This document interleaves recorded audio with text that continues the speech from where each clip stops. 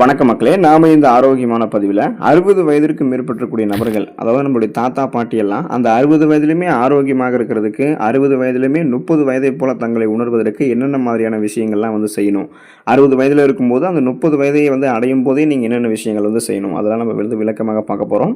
இப்போ பார்த்தீங்கன்னா நீங்கள் 30 வயதை அடையும் போதே ஆரோக்கியம் அப்படின்ற விஷயத்தில் முழுமையான கவனம் செலுத்த வேண்டியது ரொம்ப ரொம்ப அவசியமாக இருக்குது. அப்போ தான் முதுமை காலத்தில் நீங்கள் நோய் இல்லாமல் ஆரோக்கியமாக வாழ முடியும். So BP problem, sugar problem, cholesterol problem, மூட்டு வலி, முடக்குவாதம், இந்த மாதிரி எந்த பிரச்சனையுமே இல்லாமல் நலமோடு நீங்கள் இருக்கணும்னா இந்த மாதிரி விஷயத்தெல்லாம் நீங்கள் செய்யணும். ஸோ அது எந்த மாதிரி பழக்க முறைகளை நீங்கள் கடைபிடிக்கணும் அப்படின்றத விளக்கமாக பார்ப்போம்.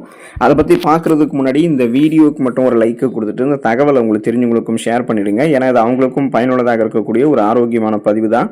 இது போன்ற அப்டேட்ஸ்கள் நீங்கள் தொடர்ந்து பார்க்குறதுக்கு நம்மளுடைய ஹெல்த் நியூஸ் தமிழ் சேனலை மறக்காமல் சப்ஸ்கிரைப் பண்ணி வச்சுக்கோங்க. பக்கத்தில் இருக்கக்கூடிய பெல் பட்டனையும் கிளிக் பண்ணி ஆல் அப்படின்ற ஆப்ஷனையும் செட் பண்ணி வச்சுக்கிட்டீங்க அப்படின்னா நாங்கள் போடக்கூடிய எல்லா அப்டேட்ஸும் உங்களுக்கு நோட்டிஃபிகேஷன் அடிக்கடி சேரும். சரி வாங்க மக்களே, இப்போ வீடியோக்குள்ளே போயிடலாம். முதல்ல நீங்கள் 60 வயதிற்கு மேற்பட்டக்கூடிய நபர்களாக இருக்கீங்கன்னா காலையில் எப்போதுமே உடற்பயிற்சி செய்யக்கூடிய பழக்கங்களை வச்சுக்கோங்க. அப்போ தான் நீங்கள் ஆரோக்கியமாக இருக்க முடியும். உங்களுக்கு ஏற்கனவே உடற்பயிற்சி செய்யக்கூடிய பழக்கம் இருந்துச்சுன்னா ரொம்ப மகிழ்ச்சி, அதை நீங்கள் ஃபாலோ பண்ணுங்கள். அந்த மாதிரி உங்களுக்கு காலையில் உடற்பயிற்சி செய்யக்கூடிய பழக்கம் இல்லைன்னா இன்றிலிருந்து நீங்கள் காலையில் உடற்பயிற்சி செய்ய துவங்குவது அதை விட இன்னும் மகிழ்ச்சியான விஷயம் அப்படின்றத மனசில் வச்சுக்கோங்க. ஏன்னா காலையில் எழுந்து நம்ம உடற்பயிற்சி ஒர்க் அவுட் எல்லாம் செய்கிறது அன்றைய நாள் முழுவதுமாகவே நம்மளை சுறுசுறுப்பாக வைத்துக் கொள்வதற்கு உதவிகரமாக இருக்கும்.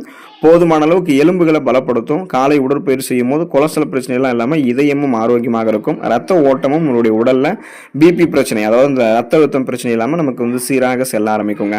அப்போ காலையில் உடற்பயிற்சி அப்படின்றது எப்படி இருக்கணும் அப்படின்னா நடைப்பயிற்சியிலேருந்து நம்ம ஆரம்பிக்கலாம். ஏன்னா நடைப்பயிற்சியே சிறந்த உடற்பயிற்சின்னு நீங்கள் தெரிஞ்சுக்கோங்க. அருகில் இருக்கக்கூடிய ஒரு பூங்காக்களுக்கு ஒரு 100 to 300 மீட்டரில் அந்த பூங்கா இருக்குன்னா நீங்கள் அப்படியே கொஞ்சம் தூரம் நடந்து போய் கொஞ்சம் தூரம் நடந்து வரலாம். அல்லது உங்களுக்கு தடுமாற்றம் இருக்குன்னா உங்களுடைய துணைவரோட, உங்களுடைய நண்பர்களோட நீங்கள் நடந்து போகலாம். உங்களுடைய பேரன் பேத்திகளோட நீங்கள் நடந்து போகலாம். ஆக மொத்தம் நடைப்பயிற்சி, காலை உடற்பயிற்சி இதெல்லாம் நீங்கள் எளிமையாக செஞ்சாலே போதுமானது தான். ஆரோக்கியமாக 60 வயதில் நீங்கள் இருப்பீங்க. அதுக்கப்புறம் மன அழுத்தத்தை கையாள தெரிஞ்சுக்கணும். நீங்கள் 60 வயதுக்கு மேற்பட்டிருக்கக்கூடியவங்க எப்போதுமே பாசிட்டிவ் தாட்ஸ் தான் அவங்க வச்சிருக்கணும். இப்போ 30 வயதிலேயே மன அழுத்தத்தை கையாளவும் பதட்டத்தை கட்டுப்படுத்தவும் நீங்கள் தெரிஞ்சுக்கிட்டீங்க அப்படின்னா வயசாகக்கூடிய இந்த 50-60 வயதில் இந்த முதுமை காலங்களில் அந்த மன அழுத்தத்தால் உண்டாகக்கூடிய பல பிரச்சனைகளை நீங்கள் முன்னாடியே தவிர்க்கலாம். இளைஞர்களை விடவும் இன்னும் நீங்கள் பார்த்தீங்கன்னா அந்த மன அழுத்தமெல்லாம் இல்லாமல் ரொம்ப பாசிட்டிவாக இந்த 60 வயதுலையுமே நீங்கள் திங்க் பண்ண ஆரம்பிக்கலாம். ஏன்னா மன அழுத்தம் உங்களுக்கு இருக்குன்னு வச்சிங்களேன், அந்த மன அழுத்தத்தை கையாள தெரியாமல் நீங்கள் மன அழுத்தத்துக்கு உள்ளாகிறது தான் 77% நோய்க்கு காரணமாக இருக்கிறதாக மருத்துவ ஆய்வுகளிலே குறிப்பிடுறாங்க. ஸ்ட்ரெஸ், டென்ஷன், ஆன்சைட்டி, டிப்ரெஷன் இந்த மாதிரி பிரச்சனைகள் நம்ம இல்லாமல் பாசிட்டிவ் தாட்ஸாக இருக்கும் போதே நம்மளுடைய வேலைகளை நம்ம சிறப்பாக செஞ்சு முடிப்போம். நல்ல நல்ல மனிதர்களுடைய பழகக்கூடிய வாய்ப்புகளும் நமக்கு கிடைக்கும். சமூகம் தொடர்பான சிந்தனைகளும் நமக்கு உயரும். ஸோ நம்ம சிறகடித்து பறக்கலாம். 60 வயதிலுமே ஆரோக்கியமாக இருக்கலாம். அப்போ மன அழுத்தத்தை கையாள தெரிஞ்சு கொள்ளக்கூடிய இந்த பழக்கமான நடைமுறையை நீங்கள் மேற்கொள்ளுங்க. அடிக்கடி ரெகுலராக மெடிக்கல் செக்அப், மருத்துவ பரிசோதனை வயதானவர்கள் செய்து கொண்டே இருக்கணுங்க. ஸோ இப்போ பார்த்தீங்கன்னா இப்போ 30, 40, 50, 60 வயதிலுமே நீங்கள் மெடிக்கல் செக்அப் எல்லாம் பண்ணணும். ஸோ இப்போலேருந்தே உங்களுக்கான மருத்துவரை நீங்கள் உறுதி செய்து வச்சுக்கோங்க. அது நீங்கள் அடிக்கடி பார்க்கக்கூடிய ஒரு மருத்துவராக இருக்கலாம், அல்லது உங்களுடைய குடும்ப நல மருத்துவர், ஃபேமிலி டாக்டராக கூட இருக்கலாம். அவங்களுக்கு உங்களுடைய உடல்நிலை குறித்த அனைத்து விஷயங்களையுமே தெரியப்படுத்துங்க.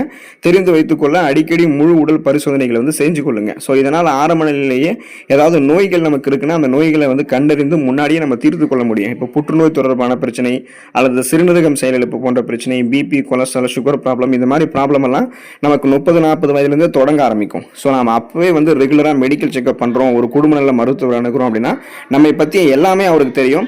நாம முழுமையாக அவர்கிட்ட ஒப்படைச்சிட்டோம் அப்படின்னா அவர் நமக்கு வேண்டிய எல்லா உடல்நல பரிசோதனையுமே செய்து கொண்டு நம்மளுடைய உடல்நலத்தை ஆரோக்கியமாக பரிந்துரைக்க பராமரிக்கிறதுக்கான அந்த பிரிஸ்கிரைப் பண்ணுவார். ஸோ நாம என்ன பண்ணணும் அப்படின்னா மெடிக்கல் செக்அப் ஒரு சில பேர் வாரத்துக்கு ஒரு தடவை பண்ணுவாங்க. அது ரொம்ப வீக்காக இருக்கக்கூடிய வயதானவர்கள் பண்ணுவாங்க. சில பேர் 4 வாரத்துக்கு ஒரு தடவை, அதாவது மாதத்துக்கு ஒரு தடவை பண்ணுவாங்க. சில பேர் 6 மாதத்துக்கு ஒரு தடவை பண்ணுவாங்க. இது மாதிரி உங்களுக்கு எப்பப்பெல்லாம் மருத்துவ பரிசோதனை செய்து சொல்லணும்னு தோணுதோ ரெகுலராக மெடிக்கல் செக்அப் பண்ணுங்க. நோய்களை முன்னாடியே கண்டறிந்து சரி செய்து கொள்வதற்கு இது உதவிகரமாக இருக்கும். 60 வயதிற்கு மேற்பட்டவர்கள் ஆரோக்கியமாக தங்களுடைய உடல் எடையை வைத்திருக்க வேண்டியது ரொம்ப ரொம்ப அவசியங்க. அதாவது கண்டதையுமே சாப்பிட்டு கண்ணா பின்னான்னு உங்களுடைய உடல் எடையை அதிகரித்துக் கொள்ளாம ஆரோக்கியமான உணவுகள், சரியான கலோரிகள் நிறைந்திருக்கக்கூடிய உணவுகளை சாப்பிட்டு உங்களுடைய உடல் எடையை 60 வயதிலுமே உடல் பருமன்லாம் ஏற்படாமல் கட்டுக்கோப்பாக நீங்கள் மெயின்டைன் பண்ண பண்ண பாருங்கள். அப்போ உடல் எடையை கடைபிடிக்கணும், அந்த மாதிரி கட்டுக்கோப்பாக கடைபிடிக்கணும். ஏன்னா உங்களுடைய உடல் வந்து பருமனாலுமே பல நோய்கள் நீங்கள் சந்திப்பீங்க. குறிப்பாக சர்க்கரை நோய் உங்களுக்கு வரும், சுகர் ப்ராப்ளம் உங்களுக்கு இருக்கும். அதே போல் பிபி என்று சொல்லக்கூடிய பிளட் ப்ரெஷர், உங்களுடைய உடல் நரம்புகளில் இறுக்கங்கள் காணப்படுவதால் உடல் பருமன் அதிகரிக்கும் போது ரத்த ஓட்டம் போதுமான அளவுக்கு உங்களுடைய உடல் உறுப்புகளுக்கு கிடைக்காது, போதுமான அளவுக்கு ஆக்சிஜன் சப்ளை கிடைக்காதால மயக்கம், உடல் சோர்வெல்லாம் உங்களுக்கு இருக்கும். ஸோ ஆரோக்கியமான உடல் எடை, கனக்கச்சிதமான உடல் எடையை 60 வயதிலுமே நீங்கள் வைத்துக் கொள்வதற்கு 30 வயதிலிருந்தே நீங்கள் வந்து பராமரிக்க ஆரம்பிக்கணும். உங்களுடைய உடலை எலும்புகளை உறுதியாக வைத்துக் கொள்வதற்கான வழக்க நடைமுறைகளை நீங்கள் மேற்கொள்ளணும். இப்போ 30 வயது முதலே எலும்புகளை உறுதி செய்யக்கூடிய வேலைகளை இறங்கினீங்க அப்படின்னா 60 வயதிலுமே நிமிர்ந்த நடையுடன் நீங்கள் நடக்கலாம். மூட்டு வலி, எலும்பு புரை போன்ற பிரச்சனைகள் வந்து வராது. எனவே விட்டமின் டி மற்றும் கால்சியம் சத்துக்கள் உணவில் வந்து சேர்க்கக்கூடிய அளவுக்கு அதிக கவனம் செலுத்துங்க. இவை எல்லாமே உங்களுடைய எலும்புகளை பலப்படுத்தக்கூடிய அடிப்படையான ஆரோக்கியமான ஊட்டச்சத்துக்கள். இது எல்லாமே உங்களுக்கு ஆஸ்டியோபோரோசிஸ், எலும்பு மெலிவு நோய், மூட்டு வலி, எலும்புருக்கி, முடக்குவாதம், எலும்பு மஜ்ஜைகளில் ஏற்படக்கூடிய பிரச்சனை, மூட்டு அலர்ஜி போன்ற எந்த விதமான பிரச்சனையுமே உங்களுக்கு வந்து வரவிடாமல் உங்களை ஆரோக்கியமாக பராமரிக்கும். எலும்புகளை இரும்பு போல நீங்கள் பலம் பெற வைத்துக் கொள்ளலாம், பேலன்ஸ் தடுமாறாமல் இருக்கலாம். ஸோ அதுக்கு எலும்புகளை உறுதி பண்ணக்கூடிய இந்த மாதிரி ஊட்டச்சத்துக்கள் நிறைய இருக்கக்கூடிய உணவுகளை எடுத்துக்கொள்ளுங்க. சர்க்கரையினுடைய அளவை வந்து நீங்கள் 60 வயதிலுமே குறைக்கணுங்க. அப்போ தான் நீங்கள் நலமாக இருக்க முடியும். ஸோ இப்போ பார்த்தீங்கன்னா சர்க்கரை மட்டுமல்லாது சோடியம், அதாவது உப்பினுடைய அளவுமே 30 வயதிலிருந்தே நீங்கள் வந்து குறைத்துக் கொள்வது நல்லது. 30-40 வயதிலிருந்தே நீங்கள் வந்து ரிஃபைன்டு சுகர், சுத்திகரிக்கப்பட்ட அதிக சர்க்கரை இருக்கக்கூடியது, அப்புறம் உப்பு அதிகமாக இருக்கக்கூடிய உணவுகள் இதெல்லாமே நீங்கள் எடுத்துக்கொள்ளாமல் இருக்கிறதா உங்களுக்கு நல்லதுன்றது தெரிஞ்சுக்கோங்க. ஸோ உங்களுடைய ஹை பிளட் சுகர் லெவலை வந்து நீங்கள் கண்ட்ரோல் பண்ணுறதுக்கு, நாளடைவில் அந்த சுகர் ப்ராப்ளத்திலிருந்து விடுபடுவதற்கு முன்னாடியே அந்த பழக்கம் உங்களுக்கு இருக்கணும். அதுக்கு நீங்கள் என்ன பண்ணணும் அப்படின்னா கார்போஹைட்ரேட்லாம் இல்லாத உணவுகள், நார் சத்து அதிகமாக இருக்கக்கூடிய உணவுகளை எடுத்துக்கிட்டீங்க அப்படின்னா ரத்தத்தில் இன்சுலின் ஹார்மோன் போதுமான அளவுக்கு வந்து சுரக்கும் போது ரத்தத்தில் வந்து அந்த இன்சுலின் சென்சிட்டிவிட்டி திறன் மேம்படும் பொழுது சர்க்கரையினுடைய அளவெல்லாம் கொஞ்சம் கொஞ்சமாக தான் உயரும், ஒரே அடியே நமக்கு வந்து உயராது. ஸோ பிளட் சுகர் லெவலை வந்து நம்ம கண்ட்ரோல் பண்ணிக்கலாம். சரும பாதுகாப்பு 60 வயதிலுமே இப்போதெல்லாம் பல பேர் வந்து பார்க்குறாங்க. ஸோ வயதானவர்கள் சரும பாதுகாப்பு பார்க்கணுமா அப்படின்னு நீங்கள் நினைப்பீங்க. நீங்கள் 30-40 வயதுலேருந்தே உங்களோட சருமத்தை பாதுகாக்க பழகுங்க. அப்போ தான் வந்து வயசானதுக்கு அப்புறம் கூட ரொம்பவே இளமையாக தெரிய ஆரம்பிப்பீங்க.